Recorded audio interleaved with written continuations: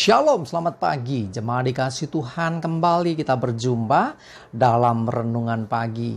Mari pagi hari ini, di awal pekan ini, kita akan kembali bersama-sama merenungkan firman Tuhan. Karena melalui firman Tuhan, kita akan terus dibangun, diteguhkan, bahkan dikuatkan dalam iman dan pengharapan.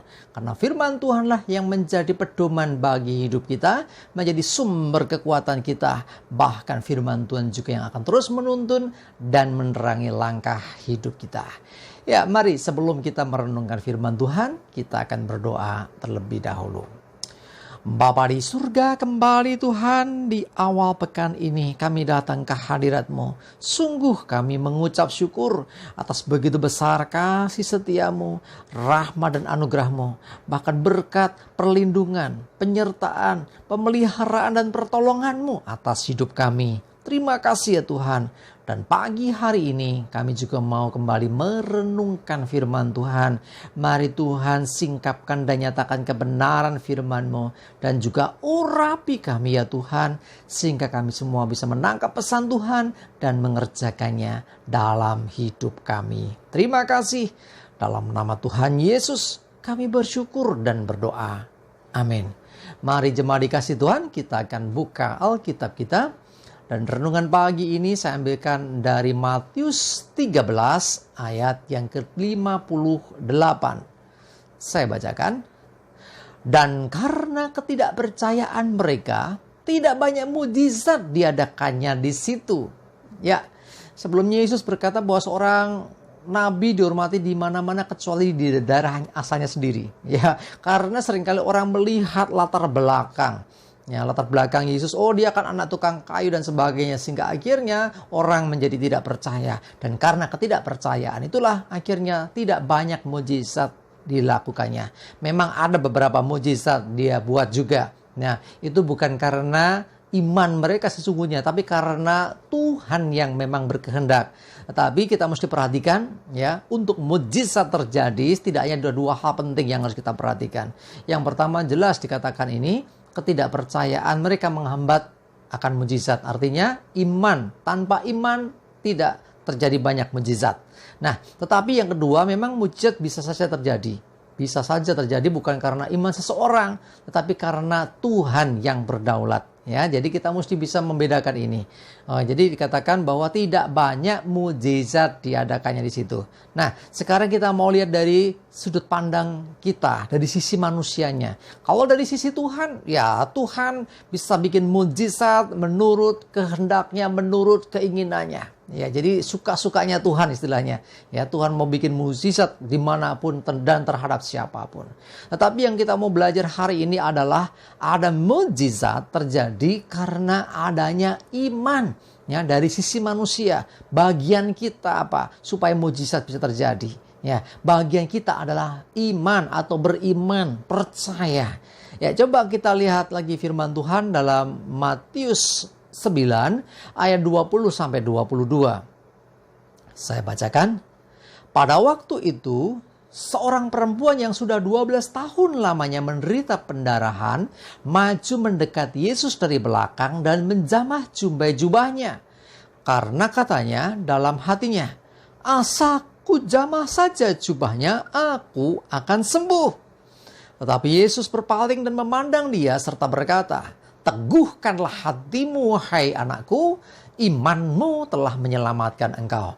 Maka sejak saat itu sembuhlah perempuan itu. Perhatikan di sini, ya, ada seorang perempuan yang sudah 12 tahun menderita pendarahan.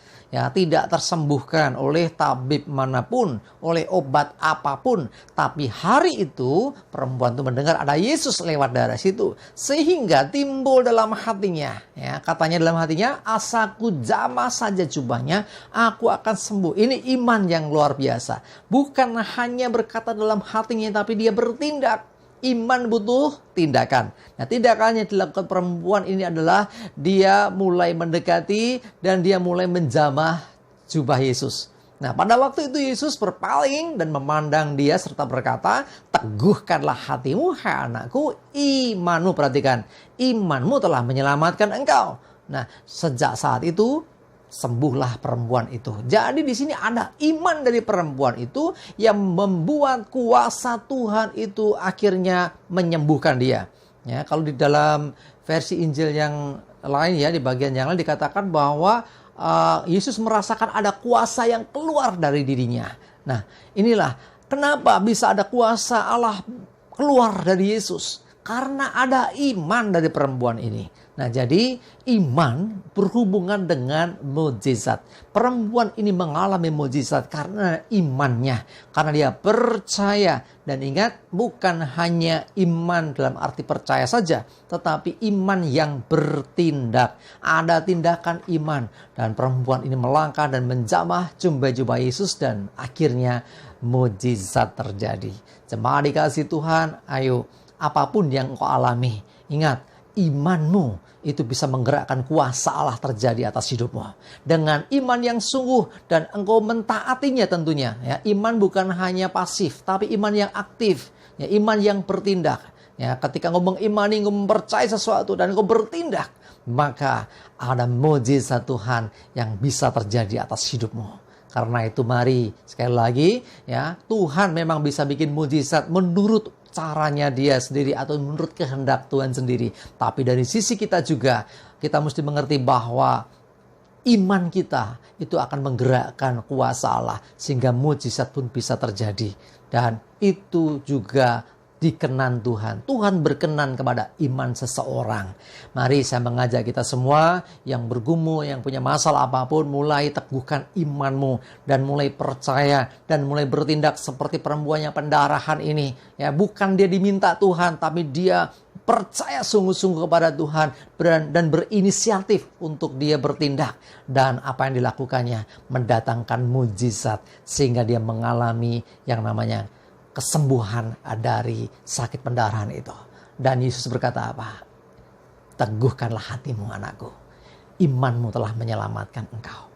Nah, kita tentu ingin mendengar suara itu. Ya, ketika kita bergumul dengan masalah, dengan pergumulan yang berat, sekian lama tidak menemukan solusi. Dan ketika kita mulai bertindak dengan iman, dengan yakin dan percaya. Dan kita rindu mendengar Tuhan berkata, teguhkan hatimu. Imanmu telah menyelamatkan engkau. Engkau selamat. Engkau bisa dilepaskan dari masalahmu. Engkau mengalami kemenangan. Tentu itu yang kita inginkan. Kuncinya adalah mari miliki iman yang teguh, yang tidak tergoyahkan. Amin, kita berdoa. Bapa di surga, terima kasih Tuhan untuk firman-Mu hari ini. Kami percaya bahwa ketika ada iman yang sungguh, maka itu akan menggerakkan kuasa Allah turun dan terjadi atas hidup kami. Jadi kami Tuhan, untuk kami memiliki iman yang demikian, sehingga kuasa Tuhan dan mukjizat demi mukjizat boleh terjadi atas hidup kami. Terima kasih, kami serahkan hari ini hidup kami terus dalam tuntunan-Mu ya Tuhan. Jauhkan celaka dan mara bahaya.